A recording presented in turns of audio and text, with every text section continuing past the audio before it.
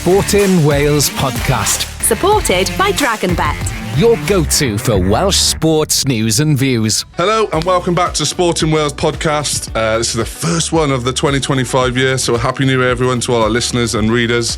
And of course, our main sponsor, DragonBet. Thank you for the sponsor and another year of Sportin Wales podcast. I have Ellis Jenkins with me, who's a very familiar face. Mate, how are you? Very well, thank you. And we are very lucky to have Mr. Talksport rugby correspondent herself, Andrew McKenna. How are you, mate?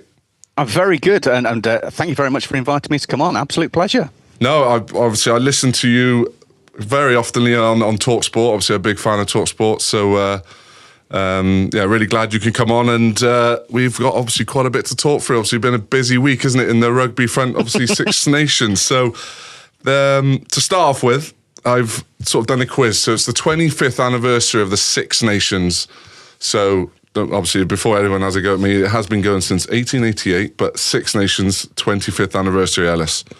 Obviously a bit older than, well, you would have been a certain age. Six. Yeah. So Andrew, it's always been the Six Nations to me. Andrew, your knowledge of rugby, you probably know all these questions off by heart. Well, bearing in mind that I was at the Rugby Writers Club annual quiz last night, and my team came 5th out of 6, I think that's probably unlikely. Oh, well, hopefully you might not get one of these. Right, okay, we'll go straight in. Question 1. How many times has Wales won the Grand Slam? And a bonus point if you can name the years. 2005, 2008, 2012. Yeah. 19? 4. Yep. Nailed it. Andrew, you would have got that, wouldn't you? I was in that sort of ballpark, yeah. Yeah. I've won 3 of them. No, I'm joking. Question 2. From hero to zero, other than last year, what was the only other time Wales had won the wooden spoon? Don't say they're going to win it this year. Oh. I guess 2007. No. It's of that ballpark, though, isn't it? It was a good year for England. 2003. Yeah. Was it? 2003, yeah. It makes sense. They went to the World Cup. Yeah, pretty early, didn't they? Yeah. Right, last question. I didn't even know.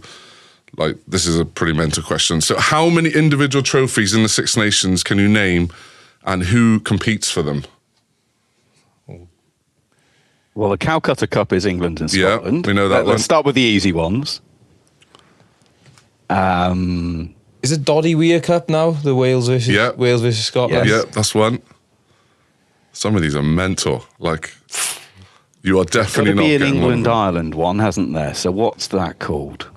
Yeah, there's definitely one of them. We're in the year... 9. No. There's 8 of them. Is it 8? Yeah.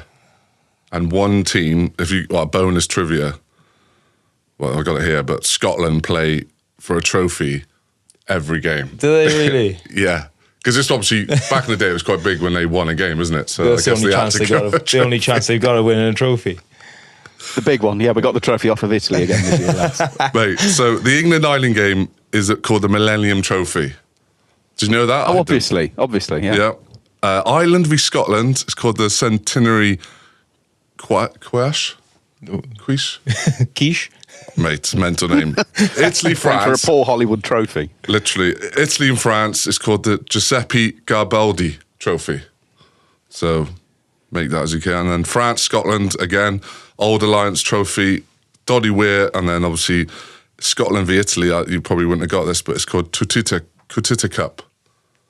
Do you know that? No idea. That's wild. I didn't know Scotland played for a trophy they've hardly won any of them, to be fair, have they? No. Well, everyone thinks they're going to win Six Nations every year, don't they? So, but yeah, not bad effort, Ellis. You're pretty good. Andrew, yeah, work to do. Right, let's get straight into it. Big day, obviously, on Monday, Wales squad announcement. Quite a few talking points. Andrew, what would be your takeaway from the squad announced? It's really interesting because maybe it's the journalist in me, but I always tend to look at the players that haven't made it for a couple of reasons. First of all, who hasn't made it, because it kind of implies that there's strength in that position.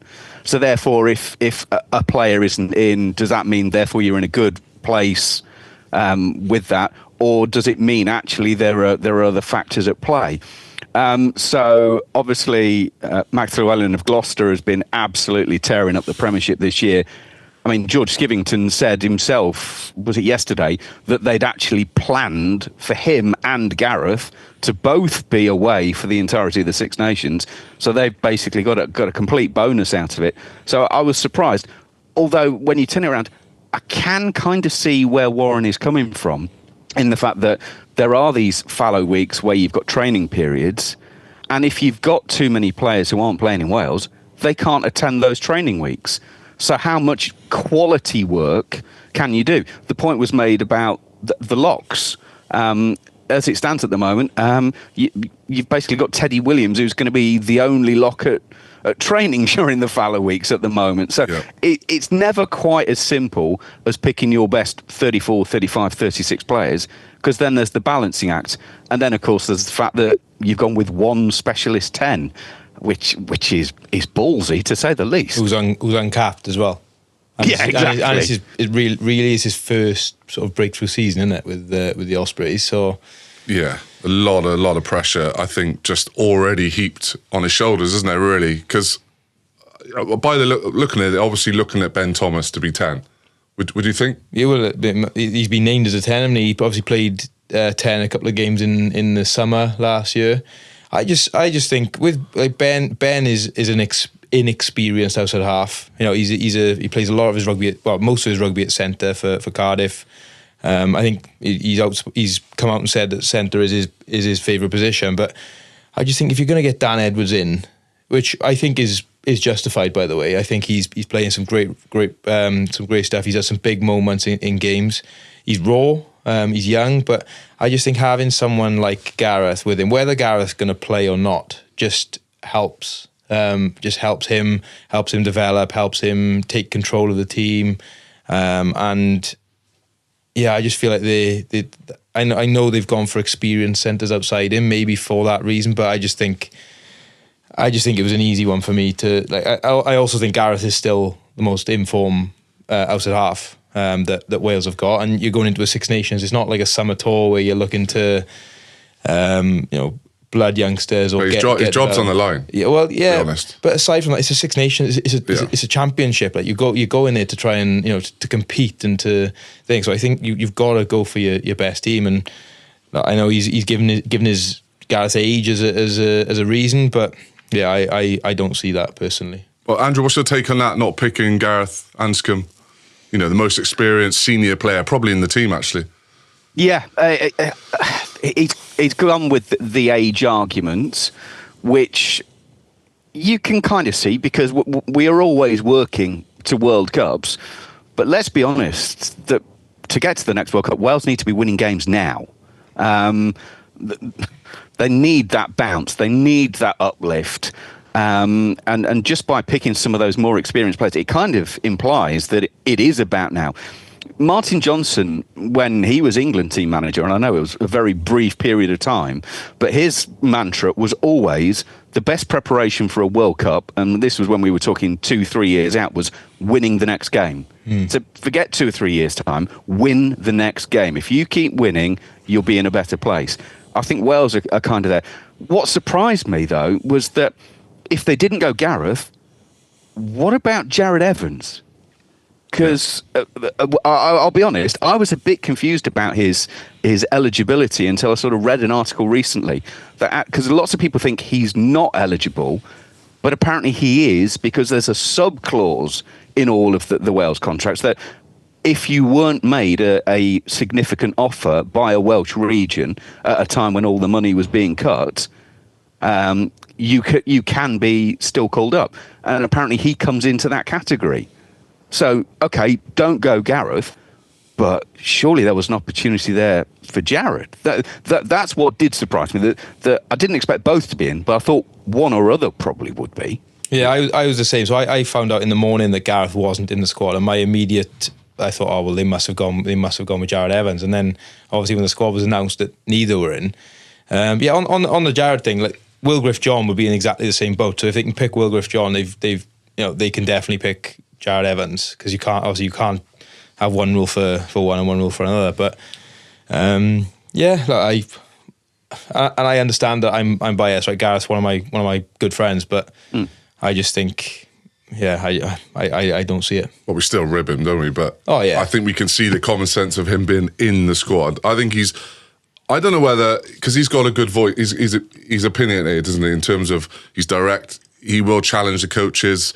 Whether they think they need that at the moment, obviously with the reviews and stuff that happened, I'm not sure. I felt it was a bit funny how they were speaking about Gareth being tall, but obviously there's a lot of other players involved. And then he said about how only picking 2 10s in training, then they were going to be constantly playing every rep, which I thought was actually quite sensible. But who does Dan lean on in terms of experience? Because Ben's obviously not a 10.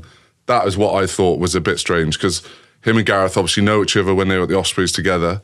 He's a very good guy to soundboard off, isn't he, Gareth? So who does he soundboard off, Yeah, and it's tough, and that's the thing. Whereas Dan and Gareth will be in very different situations. Whereas Dan and Ben are both starting their international career. They're both competing for each other. So there's not really, they'll be sharing ideas, but they will be competing with each other. Whereas I always think there's merit in, learning off your players, older players, more experienced players.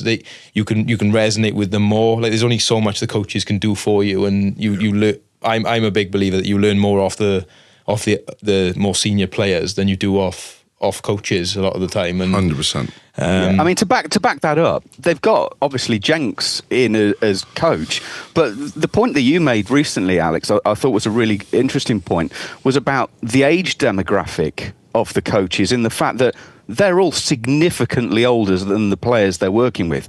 A 22-year-old might find it a bit strange to go and talk to Jenks. Therefore, having that player who's almost in that middle ground, a sort of a senior established player, it's easier to go and talk to them and sort of have a feel, because, rightly or wrongly, you probably think, well, look, this guy is playing, he understands what we're trying to do, whatever, from a playing side of it. You might find it easier to have that sounding board with a more experienced player as opposed to one of the coaches. Yeah, 100%. You've got more confidence going up to a player or an older player than a coach, don't you? Especially international. And I sometimes feel the way that Warren and some of the coaches are, they're not, other than Jenks. Jenks is pretty forthcoming, isn't he? But they are not the easiest blokes to go and just have a conversation with, are they? That's probably one of the thing I'm trying to get across. Yeah, and particularly at outside half as well, you need a strong voice. You speak to anyone across the British teams. They talk about Owen Farrell, they talk about George Ford, they talk about Johnny Sexton, Finn Russell. They're always they pretty much run the attacking game plan for the team, and they have to have they have so many touches of the ball, so many involvements in the game, that they have to have a little bit of input, or sometimes a lot of input on what happens. And that, like I said, that's a lot of responsibility to have in your first campaign, particularly going to Paris away in the first game. It's good luck in that one. Yeah, well, I you're think, not going to get a tougher atmosphere. I think Ben will start. I think Ben will start the first game, but Dan, there's only 2 hours half, so Dan is going to be on the bench. Yeah. The only other option they've got is Blair Murray covering outside half. I know he's played there a little bit before, but again, he's what, 3 caps into his international career.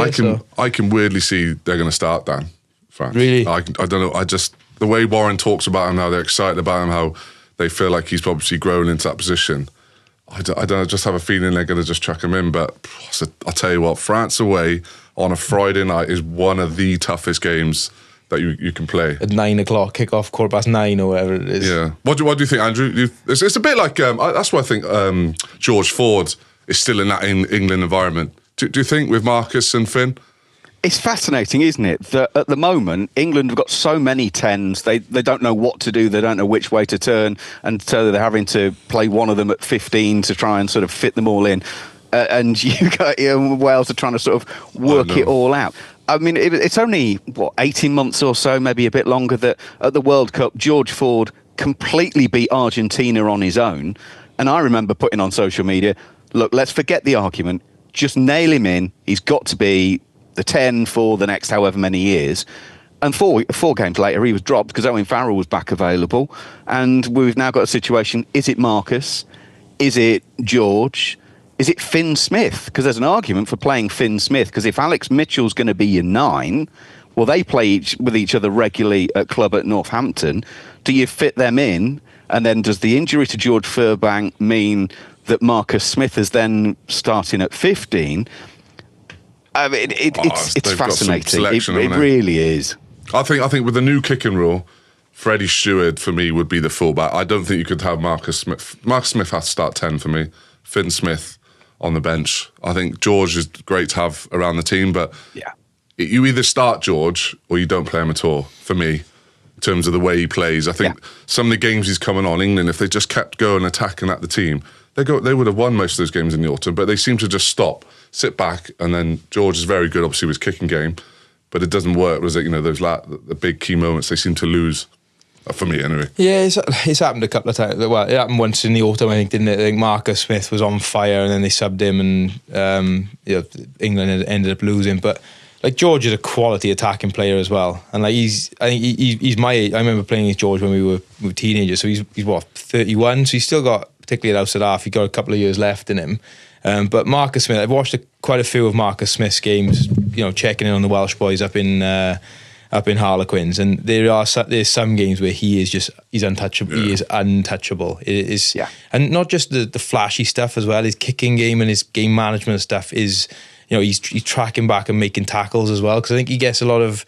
It's easy to say, oh yeah, he's great in attack, but his defense is poor. And like, look, he's not a massive bloke, so he's never going to be putting big shots on people. But his work rate and his tenacity and aggression in making those tackles, and particularly the tracking back ones, is impressive. There's been times where you struggle to pick a hole in some of his games at all. He's definitely it's fascinating. He's almost the closest player, I think, to Finn Russell, Marcus Smith, in the fact that they both demand lots of touches.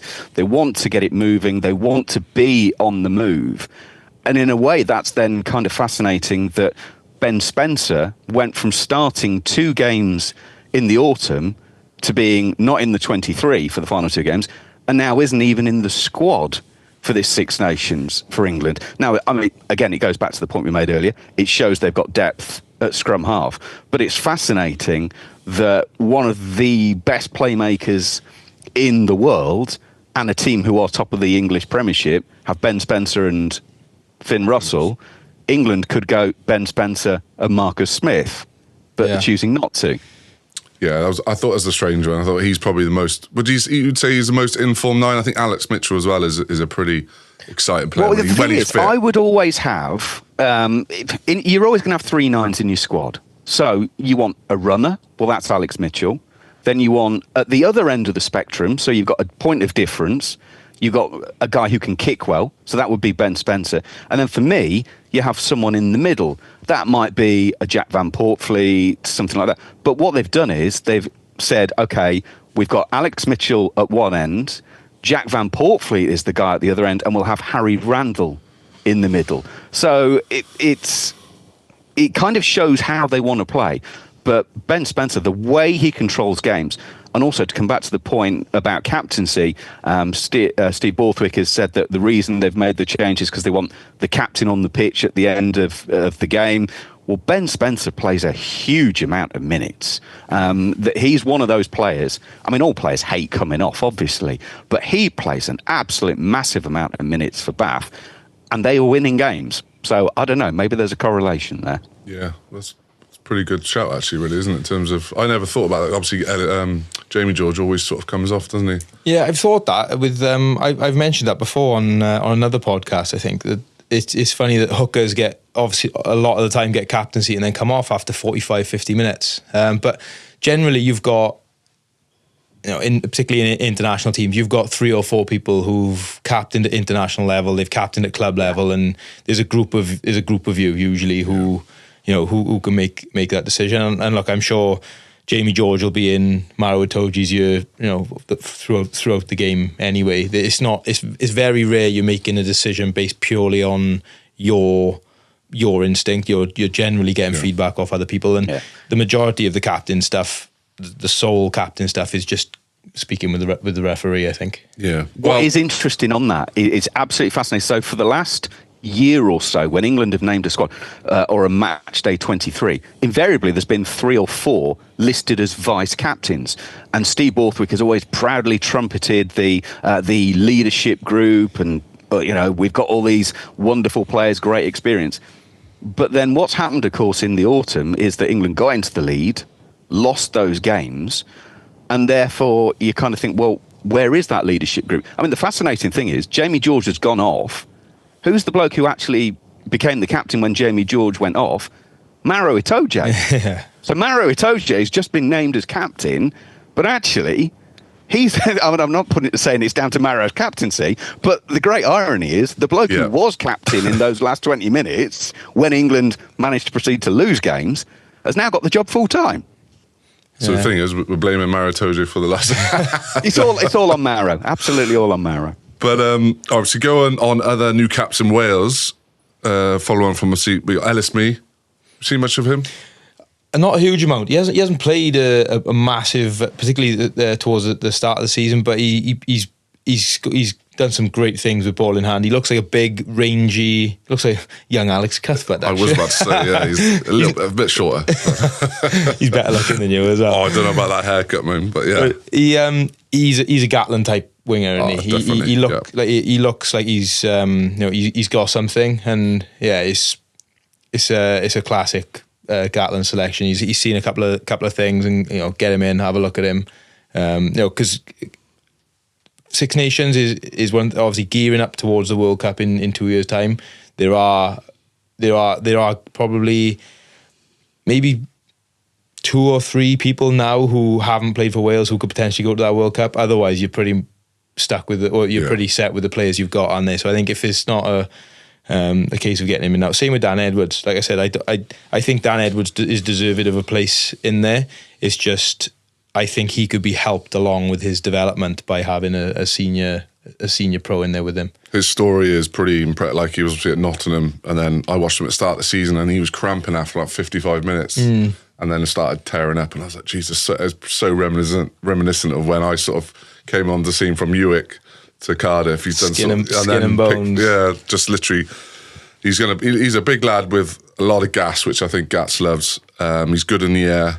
Be interesting to see how they manage him training wise. I think it's going to be a big shock to the system, come from regional training with the Scarlets straight into Wales. You know what they're like in Wales camp. For a winger, it's tough because they demand an awful lot, don't they? Yeah, and Gat, I saw one of Gat's interviews, and in about 5 sentences, I think he mentioned hard work 3 or 4 times. So he's definitely they're going for a camp in Nice, which sounds like it's going to be a fitness camp between the France and the Italy game. But yeah, like, it's always tough when you get in there. And there's always a lot of physical work. Well, I think he's going to be I think he's got the ingredients and the potential. What I've seen anyway. Yeah. Again, sorry, going back on that, I think it's brilliant having Josh Adams back in there with him for like Blair and Liam, I think as well. Yeah, like even for like Blair Murray, we said he's obviously played well in the last couple of games, but he's still very early on in his international career and his career in general. But I would love to have seen Cam Winnett in there, to have Cam Winnett to learn off Liam Williams, to learn off Josh Adams. But again, for whatever reason, he's not in there. Going on to captain, Andrew, would Jack most obvious choice, I think, in your eyes, or? I guess so, yeah. Been there, sort of been in around the squad, got the respect of everyone. Given what they've done with the squad, then for me, he's the logical option. He's an absolute lead from the front player. So there's no arguments there at all for me. So they're all obviously about Dav Jenkins has been captain, but I think him being at Exeter, probably being away from the camp, I think they want boys in from the start, don't they? I think that's probably... and like Dav hasn't been, he's been sort of injured in and out. I mean, I think Jack for me is the right option. Obviously, there's been a bit of a shootout between him and Tommy Raffel for the 7 jersey over the last couple of months. I know Gats has come out and said that he's not going to play. Well, he said that the Argentina game in the World Cup. If he had his time again, he wouldn't play them 6 and 7 because he felt it was after the game he felt it was the wrong thing to do. So it sounds to me like they're going to go with Jack at 7. If Toby's fit, Toby plays 8, and then it's whether you've got Aaron Wainwright, James Botham. They've spoken again about Freddie Thomas playing at 6. It depends how they make that back row up. But one person who I think would have been in the conversation for captaincy, because he is 100% guaranteed to start, is Thomas Williams. He's captained Cardiff a lot last season. He's captained Gloucester a couple of times this season, and we talked about the inform, how many scrum halves England have got at the moment. Thomas is arguably the informed scrum half in the league. You can take arguably out of that sentence. Yeah, he is the informed scrum half. How good has he been at Gloucester, Andrew? Obviously, you watch a lot of the Premiership. Unbelievable. What's made it more remarkable is that, say it quietly for the people over the bridge, Gloucester were awful last year. I mean, absolutely awful. They've had some rebirth over the summer and gone, right, let's turn ourselves into the Barbarians 1973 and we're just going to go from everywhere. Yeah, absolutely. Get a couple of Welsh boys in and we'll just tear it up from everywhere. Oh my days, it's worked. Yeah. I mean, I know where they are in the table and all of that, but from where they were to where they are, and it's down. Well, the halfbacks. Let's be brutally honest. It's down to the halfbacks. They are getting great ball and they're using it superbly. And do you know what? If I always think if you're going to get picked or you're going to get selected for anything, you want to do it absolutely at the top of your form. Thomas is absolutely at the top of his form at the moment. So if you wanted to go left field with the captains, that wouldn't have been the worst shout, certainly. Yeah, he's up there a lot. You're talking Lions chat with Thomas, aren't you, really? I think that the way he is playing, if you can just keep that going. But then it all depends. Shall we just write him, Jamison Gibson Park and Alex Mitchell in as the 3 Lions 9s now? Oh, some good. I'll agree with you on the first. Yeah, I'll agree with you on the first two. The third one I think is still up for debate. Do you reckon? I think so. Depends. Well, I guess it depends what style Andy Farrell wants to play. Yeah. Probably pick Conor Murray. Well, there is a chance. Obviously, you've got to remember, with the Irish head coach, there is a chance of Casey. Yeah. Fastest pass I've ever seen, that bloke, please. But obviously, the other one is notable omissions, isn't it? I think players. So some of the players. So we wouldn't have said this to Wales 12 months ago would be in terms of the depth. That's what everyone was having a go at, wasn't it? But some of these players that aren't selected: Cam Winnett, Rio Dyer, Max Llewellyn, Johnny Williams, Keelan Giles, Gareth Anscombe, Ruben Morgan-Williams, another scrum half who I think probably deserves a shot. Obviously, front row, we got Corey Dominchowski, Brodie Coughlin, Dylan Lewis, Rhys Davis, James Fender, Plumtree. He's been in the team for a while now. Josh McLeod, he's had a hell of a season, and Tane Basham. And then you could probably add Morgan Morris, Jared Evans. Who, out of those players, obviously we've spoken about Gareth already, do you think should feel pretty unlucky not to be in that? The one that as I put on social media the other day, has blown my mind is Max. I just don't see that. I think he's not only is he one for the future, he's also bang on form at the moment. So I think it's like a win-win. He plays 12, 13. He's played on the wing for Gloucester as well. So I know Gata said that they got a lot of strength at 12, but they've basically picked Joe Roberts as the only 13, which is great. It's great to see him back in the squad, by the way, Joe, because he was obviously playing well before he got injured. But I just think Max played 13 in the autumn. He's played a lot of 13 at Gloucester, and again, to say he didn't get any touches of the ball against South Africa. Personally, I think they didn't get the ball for 23 minutes. I think it's a cop out. I do. I really think it's a cop out. Like, one, you're playing against South Africa, your pack is getting absolutely beaten up. But also, if you want to get the ball in the centre's hands, you can do it off starter phase. You can do it. You can organise your gameplay around getting the ball in his hands. So, I just don't understand. And also, there's been 2 months of rugby between the South Africa game and now, and he's been carving up. So, I think to go off one game is, like I said, I think it's a bit of a cop out. Andrew, obviously you watched a lot. Max has been playing well for Gloucester, whether it's been on the wing, they play him in he actually starts on the wing, but then in starters he's at 12, scored a real nice try the other day, didn't he, against Sale. He's been pretty good, hasn't he? Absolutely, and this is something that supporters need to understand now. That the number on your back doesn't mean that is where you spend the entire game. You know, we talked earlier about potentially you have to hide a 9 or a 10 in a defensive line. You know, just because you're wearing 12, doesn't mean you spend all the time at inside centre, whatever.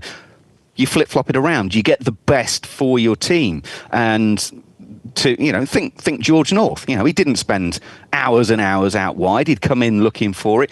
I mean, the try that you scored for the Lions in Australia, Alex, you know, I think you took that straight off of Johnny, didn't you?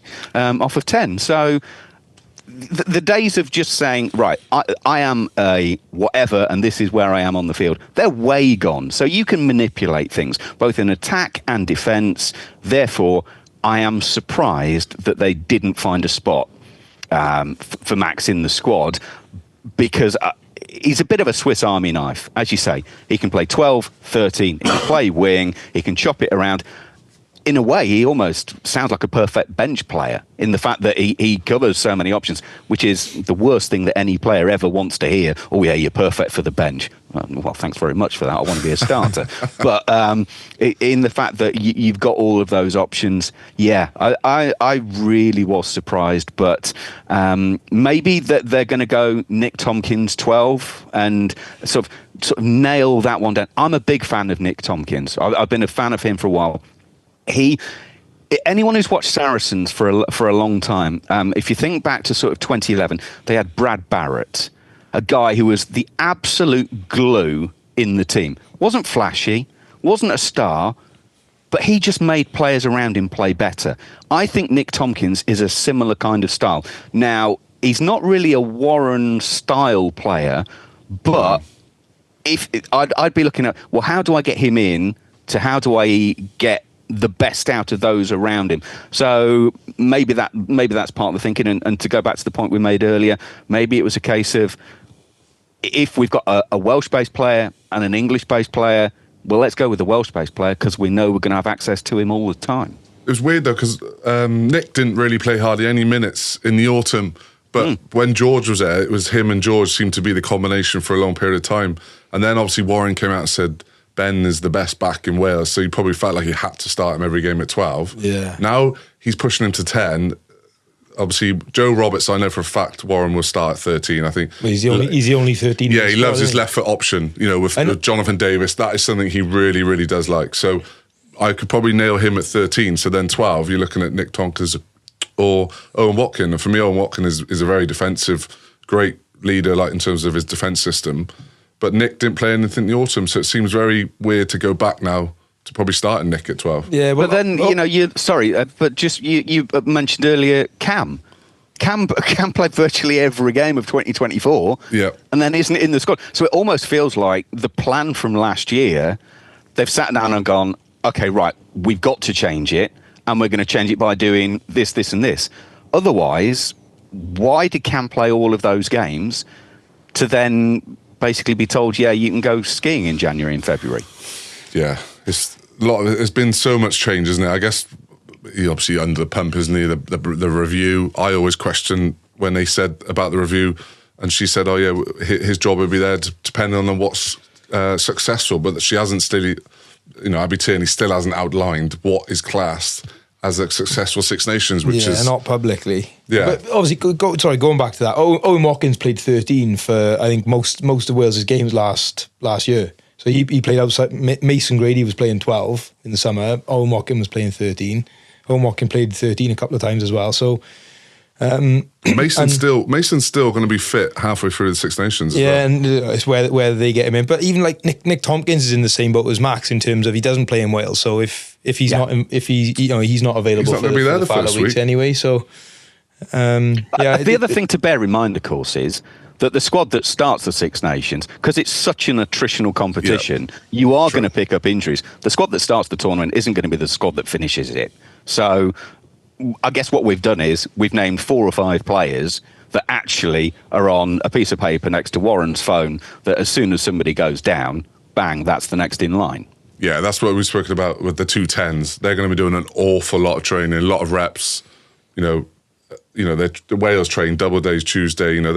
It's a hard work, isn't it? So Yeah. Dan, that's going to be his first experience.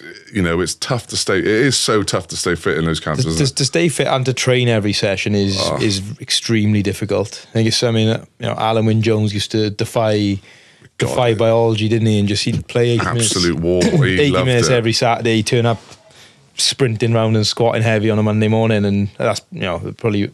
I was trying to get a Monday off. I was absolutely gone. that's probably why he was he was so successful. Yeah. I just wanted to ask a question. It's been out in the press now the last couple of days. Warren has sort of questioned a lot of the players on the review. I don't know if you've seen this, Andrew, in the press. I was just wondering what your thoughts on that were in terms of he's questioning whether the players actually know what it takes to be in a winning environment. Obviously from the feedback from the review, obviously wasn't pleasant from obviously the coaches and the Warrens sort of perspective with it. So he's come out and sort of questioned, do these players actually know what it takes to become a winning team? What's your sort of thoughts on that, Al? I want to give Gats the benefit of the doubt that he sort of misspoke a little bit on this, because it wouldn't surprise me if he comes out and sort of clarifies what he meant, because I think there's no point. What's the point in doing a review? What's the point in getting feedback if you're just going to disregard it because the people who are giving the advice, they were giving the feedback, aren't qualified to give it. So like I said, I want to give him the benefit of the doubt, but I think if you're going to take feedback off people, you need to take it into consideration. You haven't got to act on it. You haven't got to act on all of it, but at least take it into consideration. Accept it's coming from people who, like, professional players who've been, being pros. There's some boys in there who've played, a lot of international rugby as well, and lack of success doesn't automatically disqualify you from having valid opinions either. By the way, it's just because you're successful doesn't mean that your word is gospel on things. And by that logic, you could argue that Gats' success hasn't really, Gats hasn't had that much hasn't had that much success in the last couple of years either. So since 2019, really. I just think it's a silly thing to say, personally. But on that basis, that would mean that Italy would never do a review, because, unless you wanted to have a review of the best ways of winning Six Nations wooden spoon, because they've won it more times than anyone else. You've got to be able to have honest conversations. What is interesting is, if you remember back to the 2015 World Cup that England completely butchered, they had a review and it was done by an external company, but the whole thing was that it was off the record. It would be no names attached, and then a few weeks later, all of this feedback suddenly appeared in one of the newspapers, and the players got the raging hump with that. It's like, well, hang on a minute. If we're having this two-way street, so it'd be interesting to know the stuff that Warren has made comment about from this review. Was that all sanctioned? Was that all? Yes, we don't mind you making comments, because there's going to be a lot of feeling both ways on this one, both from Warren and the coaches, because they're under pressure, and the players will get a little bit concerned about, well, hang on, if we are going to give this feedback, does this get into the public domain? Does this then come back at us? There'll be a few that are a little bit concerned by that. Yeah, also, what I actually think it undermines the union in terms of the reason for them to do the review. Do you know what I mean? So Abby Tierney's obviously done the review, wanted to find out what is actually going on, and then he's sort of questioned whether they actually know why they're doing the review. Because all that feedback was anonymous, wasn't it? Yeah, it was all anonymous. I don't know what any of the feedback is. That none of that has been made public yet. Anyway, whether it ends up obviously wasn't good, was it? Whether it wouldn't come out. Whether it ends up in a paper or whatever, I don't know. But yeah, again, I can't help feeling that he will look back at what he's said and think that hasn't come out the way I wanted it to, because not only to question the feedback or the validity of the feedback from the players because of their lack of winning experience, to also question the people doing the review because of their lack of experience in winning sporting organisations is just, it doesn't sit right with me. And I just think, like I said, I hope that he'll look at that and go, do you know what, that hasn't come out the way I wanted it to, and maybe clarify it. Yeah, it'd be interesting to see if any of the players sort of bring that up, especially in that first meeting, you know, where they sit down and Warren speaks to the squad. It'd be interesting whether he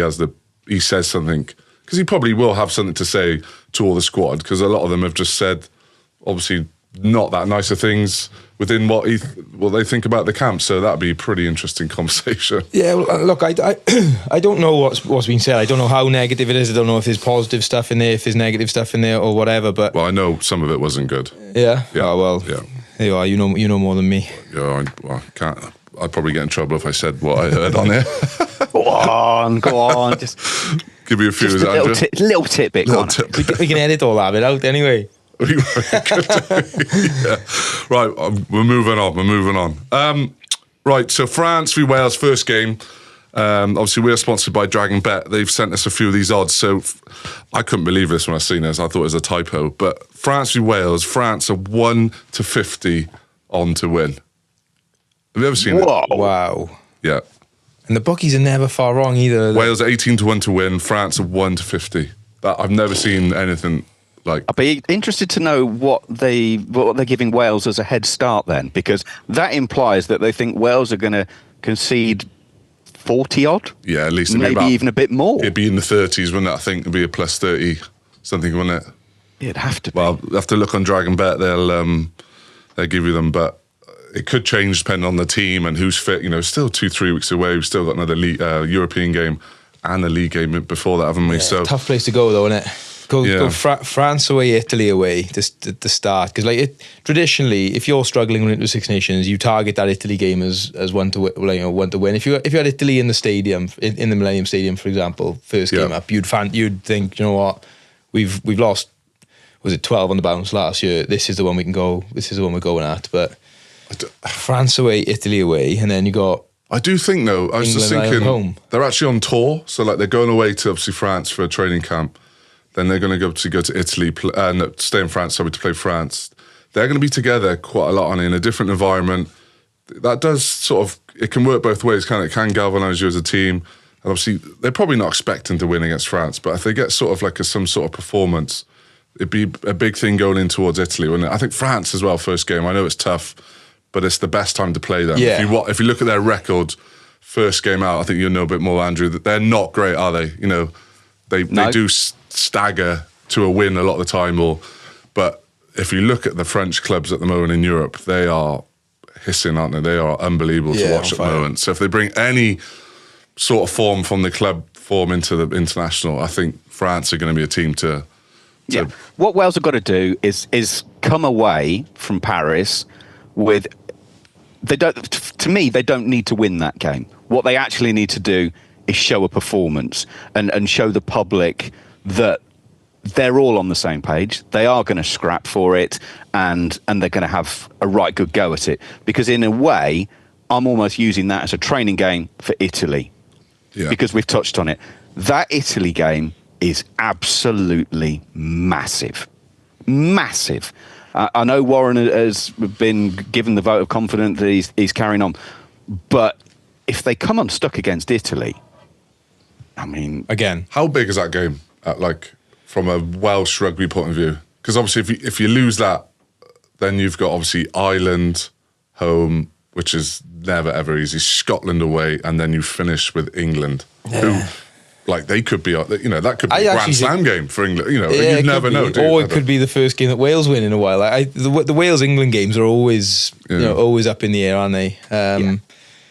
But yeah, it's daunting. Who would be your favourites this year for Six Nations? I think it's tough to look beyond Ireland. I think Ireland, they're on fire.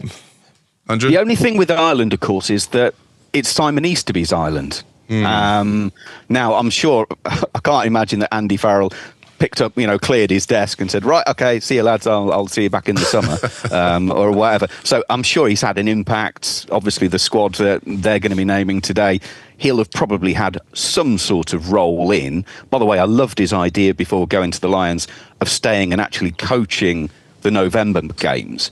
It made such sense when he was talking about that, saying, well, hang on, players need game time. Coaches need time working with players. It made so much sense that you kind of hear that and you think, why has that not been done before? So I'm sure he's going to have a role in that. But Ireland still need to nail down the 10 shirt post Johnny Sexton. So if you've got a new coach and that's still to be, for me, it's France. I just think, for the reasons you've said, look, just watching them in Europe, watching the top 14, whatever.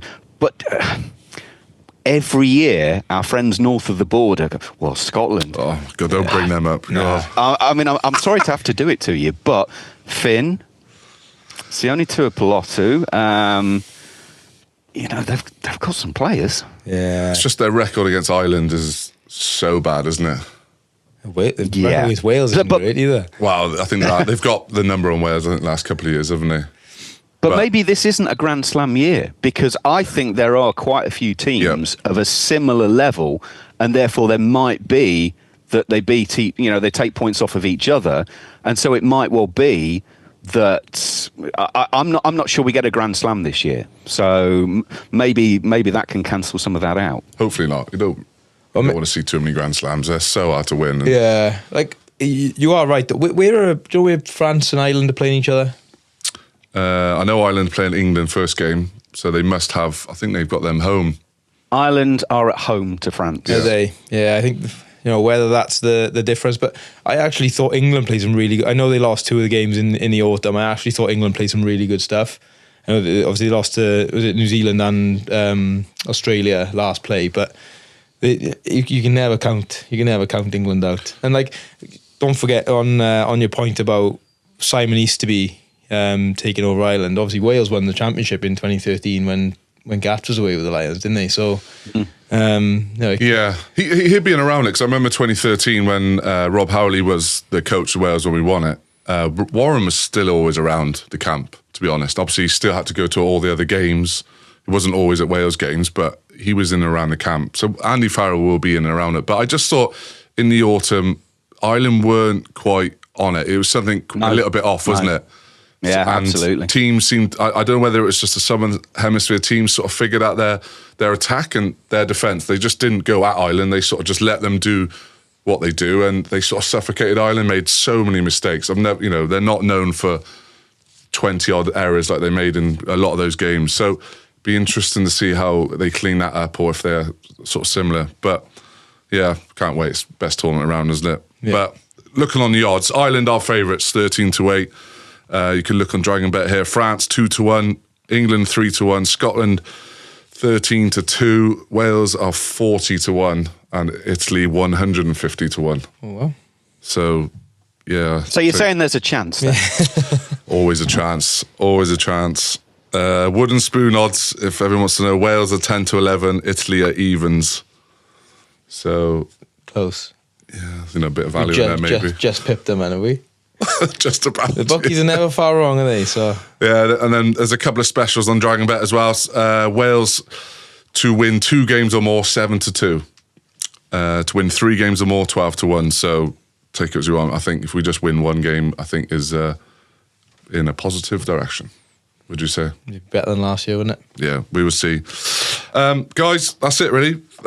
Thanks for joining us, Ellis. Andrew, pleasure to have you on first time. Appreciate your insights, and hope everyone enjoyed, and we will see you again on another podcast for Sportin, sponsored by Dragon Bet. Thank you very much. Thanks for tuning in to Sportin Wales podcast. Make sure you subscribe and follow us on all socials for all things Sportin Wales. Sportin Wales podcast. Supported by Dragon Bet. Your go-to for Welsh sports news and views.